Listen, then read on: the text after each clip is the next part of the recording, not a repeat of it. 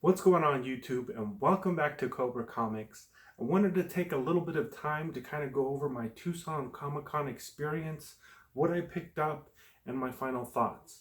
So just stay tuned and we'll get right into it.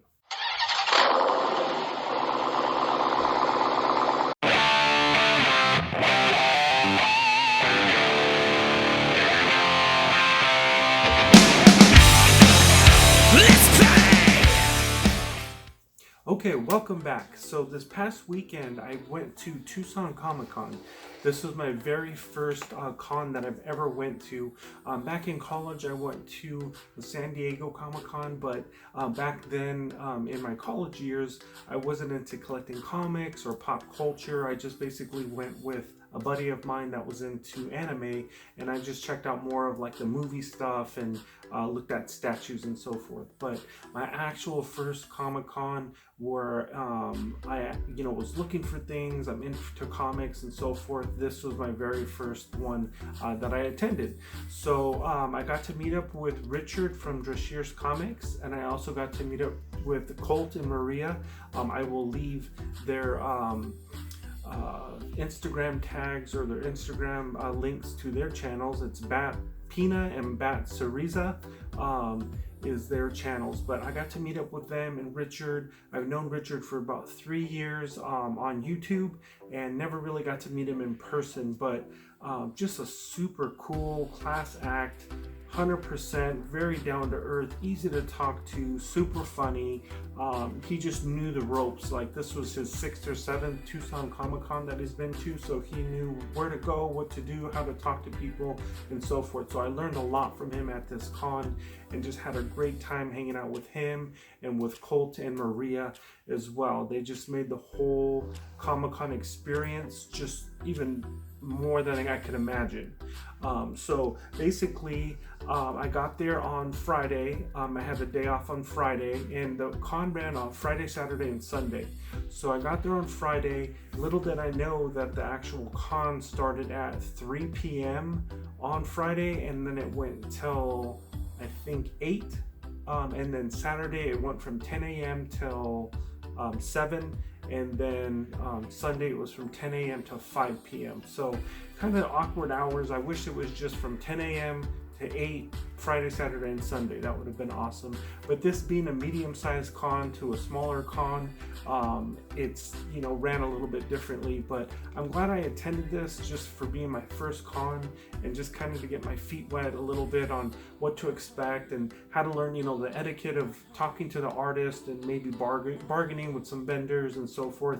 I learned a lot from Richard and just kind of shadowing him and just seeing how he interacted and how he tried to get deals and so forth. He taught me a lot. So Friday I showed up. I got there a little bit early, got to check into my room early. I got settled in, and then Richard told me, he's like, hey, so did you already check out the floor layout, and did you already map out, what vendors you're gonna go to? And I'm like, oh great, I just got into town. I had a 2-hour drive to go down south, to Tucson from Phoenix.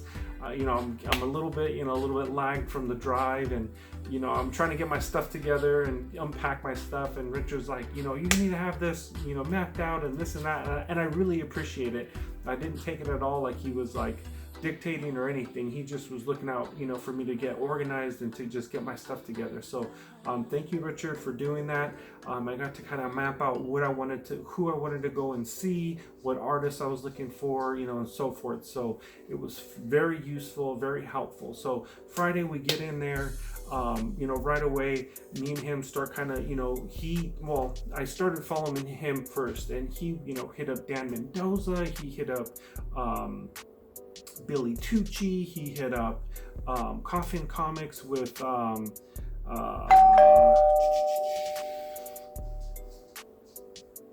he also hit up Coffin Comics with Lady Death and all that, and he had he was dropping off stuff at each thing, sketch covers. He was asking for sketches, and he had his autographs already, books already windowed and bagged, and he was ready to go. So I just decided to kind of follow him in the first half and kind of just to see what he was doing, and you know, kind of see the order of which he was dropping things off and so forth. There was quite a bit of artists that are in the industry, that have been in the industry for a while, that were there, but maybe not as big as like a Jim Lee or J. Scott Campbell, or you know, so forth. But you know, there was, like I said, there's Dan Mendoza, Billy Tucci. There was the fellow, I don't remember his name, the one that kind of did the Alien run, the beginnings of Alien run. Jill Thompson. I know I'm missing people. But anyways, there was just a good handful of artists, like I said, that weren't super big time, but that were, you know, pretty well known in the community. So anyways, we do all that. I knew right off the bat, like, there was a lot of artists that I wasn't too interested in, as far as like, I knew I wasn't going to pick up any exclusives. It just wasn't my taste, you know, like Lady Death's not really my thing. You know, Dan Mendoza's stuff's not really my thing. Zombie Tramp and so forth. But just to see Richard interact with them, and just to see how cool they were, like, that was a whole nother experience, which I really greatly appreciate, and kind of made me, you know, think twice, or even look at their art a little bit differently, and just to see how cool they were, and you know, interacting with their fans and so forth. So the only one that hit my radar that I was pretty excited about was Randy Emberlin. And I've learned from Randy from Tats Comics. Tats from Oregon, and Randy's also from Oregon. So Tat's been telling me about Randy, and Tat also sent me a lot of Spider-Man ASM stuff that was signed by Randy way back in the day. And also, I think even Randy did a shout out for me when my name was Popcom. So I even remember, you know, watching him do a shout out on Tat's video of when I was Popcom. So I always wanted to meet him. He sounded like he was really down to earth, really cool to talk to, and he was such a class act, super easy to talk to, really chill. He kind of had like that surfer vibe to him, you know, like just real chill, easy to talk to, and I can respect that coming from California. I know that West Coast vibe and so forth. So he was just so cool to talk to. We even kind of joked with him and said, you know, hey, Tat sent us over, you know, Uncle Randy. I know he calls him Uncle Randy. So we were just kind of joking, and it was super cool. So that's the only thing I dropped off right away on Friday, was my sketchbook. So I got my sketchbook done. I'll get to that, and I'll show you guys that right here pretty soon. So I did my sketchbook. I also wanted to get some things signed from him as well. So I kind of hunted down 2 issues of Amazing Spider-Man, and had him sign those as well. But other than that first day was basically just getting in, kind of seeing the layout of everything. I did a little bit of hunting that first day, got some really cool books for pretty cheap, and then I hit it hard on Saturday. Me, Richard, and Colt and Maria just hit it hard on Saturday, and that's when I got a majority of my books. A lot of run fillers, and then also Richard gave me an act of kindness as well. And I also picked up a bunch of pins for my backpack that I take to work. I got a bunch of enamel pins that were super good price. The Goodwill over there was a Goodwill vendor. Like, they sold some really cool vintage stuff for cheap, and it was in really good condition. So I even told Richard on day 2 on Saturday, I was like, man, I got to get out of this Goodwill booth, because I was just starting to spend most of my money there and not really focusing on comics. So anyways, to start off, and then Friday, I wanted to add one more thing. On Friday, after we were done, I have never had Sonoran hot dogs. That's what put Tucson on the map, is Sonoran hot dogs. Oh my gosh, that like changed my life. Like, I can never have a regular hot dog ever again. So if you don't know what Sonoran hot dogs are, go look it up on the internet. It is phenomenal. It's basically a sweet type of roll that has a hot dog perfectly cooked with crispy bacon wrapped around it. It has beans, mayo, fresh salsa. It has some other like parsley leaves on it. I mean, oh my gosh, like, you can even add, you know, crumbled cheese on it, and they had guacamole, and I had 2. We were there for 4 hours talking, and within that time I ordered another 2. That's how good those hot dogs were. They were no joke. So if you're ever in the Tucson area or don't know about Sonoran hot dogs, go look it up. I'm telling you, it will change your life. So enough about that. Let's get into it. So when I met up with Richard on Friday, he gave me an A-OK, which was beyond anything. I wasn't even, expecting anything from him. I know he said like, hey, I might have a couple things for you, but this A-OK that he gave me was way beyond generous, and I'm super thankful, Richard. And hopefully I saw that on his video that he liked the spray paint thing that I got from him for Moon Knight. So if you haven't checked out Richard's video, I will leave a link in the description to his channel and to that video so you can see his Tucson review as well. So let's get into everything I got, and then we'll call it a night. So the first thing that he got me was a Daredevil number 10. If you don't know about this issue, it basically has the first appearance of like Hawkman, Beastman, Frogman, all these different type of mans on there. But it's like something like a first appearance of 1, 2, 3, 4, like 4 characters is a first appearance in this one.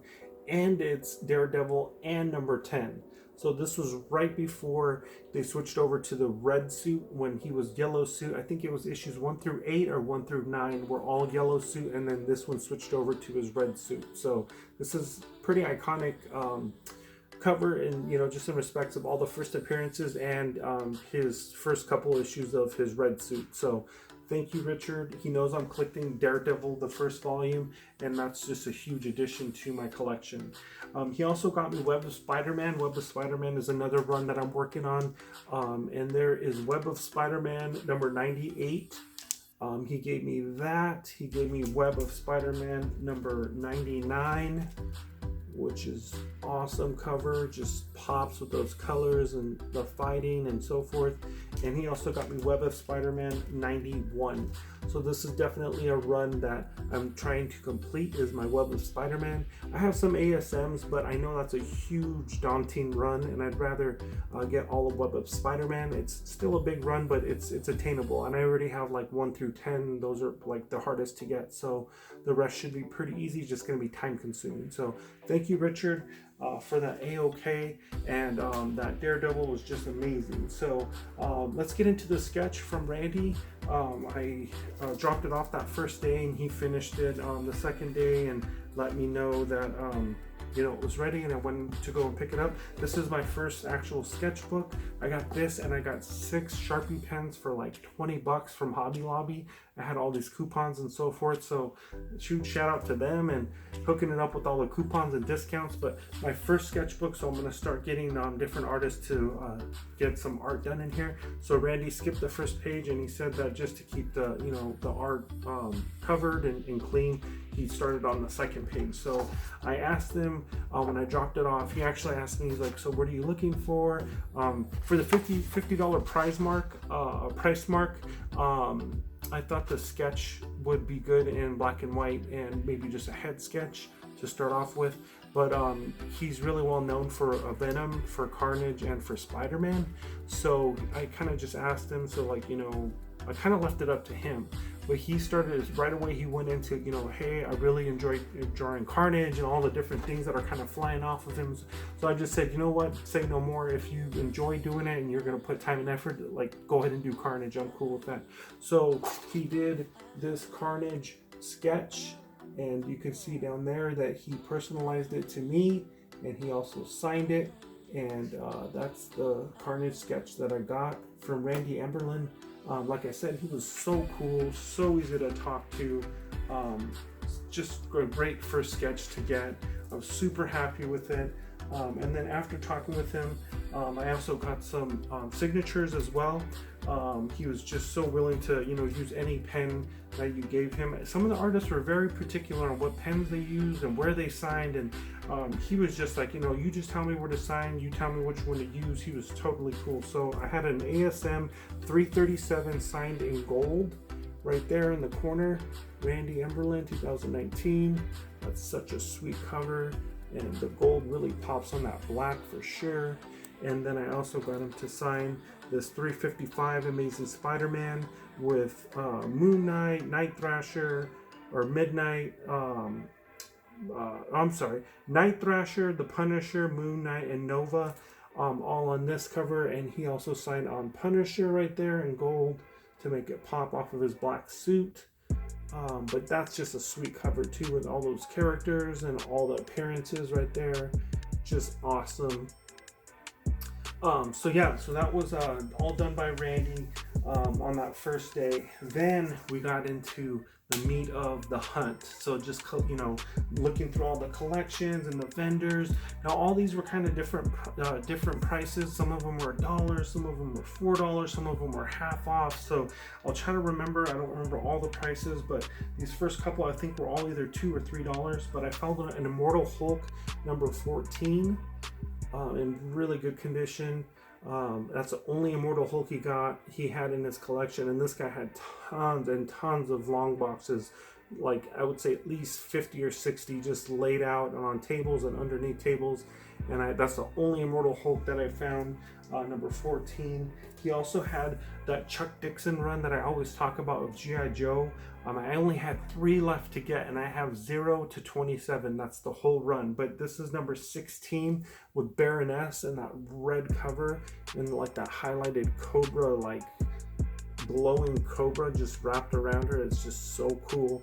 So I needed this one that I found, and Richard found that one for me. Then I asked the guy, because I was like, man, if he has that, he has to have the other 2 that I'm looking for. So I just asked him, you know, hey, I went through all your G.I. Joe Chuck Dixon run. Is there any other G.I. Joes that you have? He goes, oh yeah, you know, look underneath the table, there's 4 more boxes of G.I. Joe. So I dug through all of that and found number 21 right here. I don't remember who that character is, but that was another one that I needed. And then the last one that I need is just 17. It has I don't know who's on the cover, but he's like has like a thing over him, a contraption, and he's like trying to like fight his way through the snow.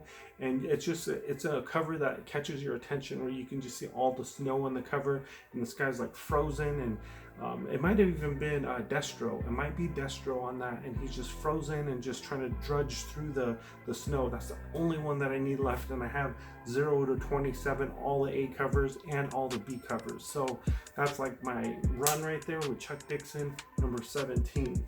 So then I went to another vendor. Like I said, there was tons of vendors there. I found some new 52 Batman. I cut it down to, I think I'm down to like 5 or 4 cover A's, and I'm done with all 52 issues. So I found number 30 of new 52, and this one was half off. So this was at $2.50 mark on this one at the $5. Just really good condition. I found number 26 for $4. And then I also found, found some Batman Hush, which I never really like want to come out and say, oh, do you have Batman Hush? Because that's always a hard one to find, and those are always marked up. Like this one was marked at 12, but it was half off, so I got it for 6. Just an iconic cover there. Number 610. So I just try to find these when I can and not make a big deal out of it. I learned with Richard that, you know, when you're looking for a run that's a little bit higher or pricier, you don't want to draw attention to that. You know, you just want to kind of dig through there and see what you can find. Here is Batman Hush number 611, part of that run, and this was an $8 price mark, but I got it for 4, and just really good condition. So I am starting on this run. The only other cover that I have besides these 2, I don't remember the number of it, but it's on my Instagram, where Superman is choking Batman, and Batman's like on his knees and he's choking him. That's an iconic Jim Lee cover as well. Then I went on to Moon Knight. I know Richard spotted these as well. He's a huge into Moon Knight, and he's got me into Moon Knight. So I'm right now currently collecting Volume 1 Moon Knight, which I think it's only 0 to like 40 or something, or 1 to 40 or something like that. It's not that big of a run, but they are harder to find since they're from the late 70s and 80s. So those are harder to find. But he also turned me on to Warren Ellis on his run of Moon Knight. So I found some of those as well. Number 3, 4, 5, and 7. So here's number 3 of Moon Knight of Warren Ellis that started this run. Warren Ellis on number 4. And then, let's see, number 5, Warren Ellis. And then also number 7. So I think at number 10, it drops off with Warren Ellis and it starts a new writer, and I heard it wasn't as good at that point, so I'll probably only get like 1 to 10 on this Moon Knight run with Warren Ellis being the writer, but this one was highly recommended as well from Richard, so I picked those up. Then also I found in the dollar bins, I found number 32 and 33 of volume 1 of Moon Knight, and Richard said anything of these to grab them, even if they're $1. The conditions are pretty good, they're not that bad for being, you know, from the 70s and 80s. And I also got Moon Knight number 33. So whenever I see these, I always pick them up. Any volume 1s, you got to be kind of careful too, because the volume 2 of Moon Knight looks very similar to the art of volume 1. I just knew with Richard being there, he knows anything Moon Knight, so I just kept asking him, you know, hey, is this volume 1 or volume 2? Because you can't really tell on these. There's no real barcode or anything. He just knows all the covers since there's only 40 of them. He memorized all of them. So when you are hunting for this Moon Knight, it might be a good idea to take them out and look in the inside flap to see if it is volume 1 or volume 2, because it is kind of tricky. You could get tricked into that. But Moon Knight volume 1 and the Warren Ellis run, I'm definitely going for those for Moon Knight. He also found me a What If Elektra Had Lived. I'm really turned on to these what ifs by Marvel. I do like the ones with Conan. What if Conan lived in today's age? What if Conan fought Thor? I think there's another one with Hulk, like what if Hulk went berserk? That one's done by Bill Sienkiewicz, or Sienkiewicz, I don't know, you guys know how to say it. Bill Sienkiewicz did that one, what if Hulk went berserk, and that one looks really cool. That's kind of what turned me on to this what if line, but there's only certain ones that I want to get on here. I think this one's only, again, from 1 to like 40 or 50. It doesn't go that long as well, but there's only a select few that I want to get. So also in the dollar bin, I found a Superman, The Death of Superman. This isn't any of those crazy error variants or Roman numerals or anything like that, but it is a first print. It was an immaculate shape, and it's a it's a first print. So I definitely had to swoop that up for $1. But yeah, Richard was telling me there's a bunch of error variants and Roman numerals and second prints and fifth prints and all that stuff. But here's an original first print that I got of The Death of Superman for $1. They had the amalgam things, and I barely learned about this amalgam stuff, but Richard was saying that amalgam was when DC and Marvel did like a combined effort into crossing 2 different characters from DC and from Marvel. So this one was a Wolverine and a Batman called Dark Claw number 1, and this is also a first print direct edition as well. And it was for $1, so you can't beat that. And then next one wasn't for $1, but I had to pick it up. I think it was like $4 or $5. But when I saw it, I missed out on this. It was a Battle Lines variant of Punisher. Right now, for some reason, I'm on a Punisher kick right now, and I'm trying to pick up a bunch of stuff with Punisher. But this Virgin variant right here of this Battle Lines variant for $4, I'm not gonna complain about that. I thought that was a pretty good, sweet deal. So I'm also looking right now for the Punisher Netflix John Bernthal cover. If any of you guys have that, hit me up, let me know. That's like my ultimate grail comic that I'm gonna eventually get like in a 9.8 or 9.6, a high grade on that. And I'm gonna have John Bernthal sign that. I'm gonna get it CGC witnessed, and I'm gonna get that slabbed. And that for me right there is a personal grail of mine. I know I don't talk a lot about Punisher and like that being one of my favorite characters, but John Bernthal is my favorite actor, and I definitely want to get something signed by him and also slabbed. And that Punisher series on Netflix was awesome. Season 1 and season 2, I loved it. So that's a personal grail for me to get that actually signed by him, slabbed by him, CGC witnessed, and all that good stuff. So that's what I'm looking for Punisher. That's like on the top of my list right now. So that's basically all the books I picked up, the sketch that I got, and the books that I got signed. Then the last thing that I got was I went hog wild on that Goodwill vendor, like I was telling you, and I collect pins. And actually, JoJo from Pop Dot Comics got me kind of hooked on pins, just for the fact that I won her SDCC, not this past year, but the year before that. I won one of her contest giveaways, and she gave me a Joker enamel pin. And so ever since then, I put that on my backpack, and I've just been picking pins up everywhere. So this is the Joker one that I won. And then when I went to Disneyland at the beginning of this year of 2019, I got a Star Wars pin of a Stormtrooper, and then everything else was what I picked up at Tucson Comic Con. They had my favorite wrestler of all time, the Ultimate Warrior. I had to get him. They had the old school WWF logo, not the WWE, the WWF back in the day in the 80s, which is the best era of wrestling ever, had WWF. And then everything else was a buck I found at the Goodwill thing, the Goodwill little vendor thing. So I got Toad for a buck.